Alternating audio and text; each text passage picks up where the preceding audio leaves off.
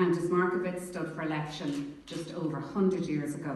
She also later represented my own constituency of Dublin Rathdown, and I also sit under her portrait at Cabinet, her face the sole female on the wall among the 8 male portraits of illuminaries like Pearse, Emmett, Parnell, Bratman, Wolfetone, O'Connell and Sarsfield.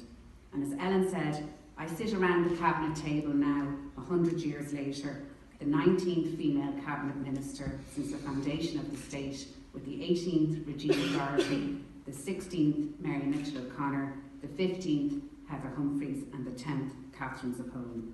And I'm also, as Ellen said, the first female solicitor in Cabinet.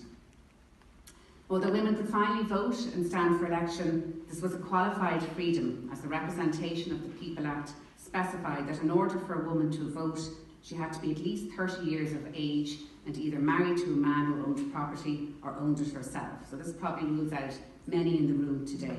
And despite this ridiculous restriction, that electorate expanded significantly from 700,000 to 2 million people. And I'm ashamed to say that not alone did it take another 60 years for a woman to take a seat at the Cabinet table, it also took a further decade before the full equal franchise was extended to all women over the age of 21, regardless of property qualification, and that was through the Representation of the People Act 1928.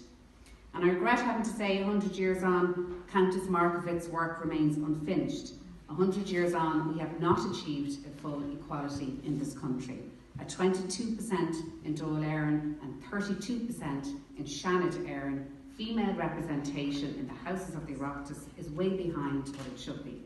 We must take up the mantle once worn by Countess Markievicz and so many inspiring women like her, and work to ensure that our progress continues. It is not that women are better or worse than men, but we do bring a different perspective.